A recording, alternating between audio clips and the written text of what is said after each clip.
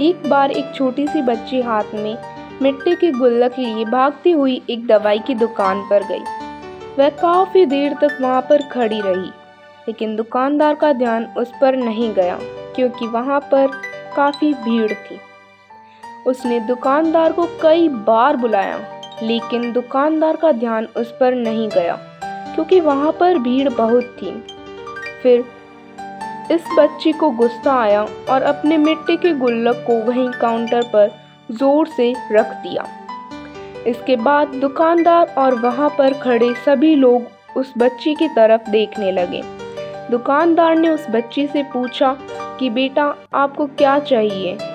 तो वह बड़े ही भोलेपन से बोली, मुझे एक चमत्कार चाहिए। यह सुनकर दुकानदार को कुछ समझ में नहीं आया और ना ही वहां पर खड़े लोगों को कुछ समझ में आया। सभी उसकी तरफ देखने लगे। फिर दुकानदार ने उससे कहा कि बेटा, चमत्कार तो यहाँ पर नहीं मिलता है। तो बच्ची को लगा कि वह उससे झूठ बोल रहा है। उसने कहा कि मेरे गुल्लक में बहुत पैसे हैं, बताओ आपको कितने पैसे चाहिए, मैं आज यहाँ से चमत्कार लेकर ही जाऊंगी। तभी काउंटर पर खड़े एक आदमी ने उससे पूछा कि बेटी, क्यों चाहिए तुमको चमत्कार? तब उस बच्ची ने अपनी कहानी बताई। अभी कुछ दिन पहले मेरे भाई के सर में बहुत तेज दर्द हुआ। मेरे पापा मम्मी उसको हॉस्पिटल ले गए। उसके बाद कई दिन तक मेरा भाई घर नहीं आया। मैंने बहुत बार अपने पापा से पूछा, लेकिन उन्होंने कुछ नहीं बताया। वो बार बार यही बोलते रहे कि वह कल आ जाएगा, लेकिन वह अभी तक घर नहीं आया है।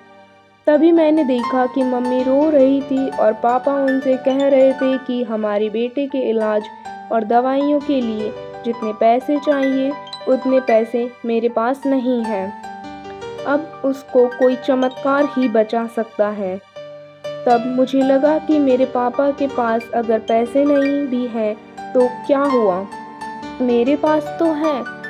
इसलिए मैंने जितने भी पैसे जोड़ रखे थे वह सारे पैसे लेकर मैं इस दवाई की दुकान पर आई हूँ ताकि चमत्कार खरीद सकूँ। फिर उस आदमी ने बच्ची से पूछा कि कितने पैसे हैं तुम्हारे पास? यह सुनते ही बच्ची ने गुल्लक उठाई और ज़मीन पर पटक कर उसे फोड़ दिया और पैसे गिनने लग गई। वहाँ पर खड़े सभी लोग उसे देख रहे थे। थोड़ी देर बाद उसने सारे पैसे इकट्ठे किए और बोली, मेरे पास पूरे 19 हैं। वो जो आदमी वहाँ पर खड़ा था वह थोड़ा सा मुस्कुराया और बोला कि अरे, तुम्हारे पास तो पूरे पैसे हैं, इतने का ही तो चमत्कार है। यह सुनकर वह बच्ची बहुत खुश हो गई और बोली, चलो मैं आपको अपने पापा से मिलवाती हूँ। बाद में पता लगा कि वह आदमी कोई आम आदमी नहीं था, बल्कि एक बहुत बड़ा न्यूरोसर्जन था और उसने सिर्फ 19 रुपये में उसके भाई की सर्जरी कर दी। उसका भाई कुछ दिन बाद ठीक हो करके घर वापस आ गया। फिर कुछ दिन बाद वह बच्ची, उसका भाई, उसके पापा और मम्मी चारों एक साथ बैठे हुए थे और बात कर रहे थे। तभी उसकी मम्मी ने उसके पापा से पूछा कि अब तो बता दो, यह चमत्कार आपने किया कैसे? तब उन्होंने अपनी बेटी की तरफ देखकर कहा, चमत्कार मैं नहीं, इसने किया है। तो यहाँ पर एक बहुत बड़ी सबक है जो हम उस छोटी सी बच्ची से सीख सकते हैं। जिंदगी में कभी कभी ऐसा होता है कि हमको कोई रास्ता नज़र नहीं आ रहा होता है और हम लोग हिम्मत हार जाते हैं। तब हमारे अंदर एक बच्चा होता है जो कोशिश करने से कभी पीछे नहीं हटता है।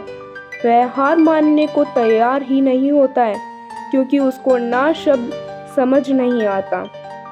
वह बच्चा जिसके लिए कुछ भी नामुमकिन नहीं है, क्योंकि वह हर हाल में कोशिश करता ही रहता है।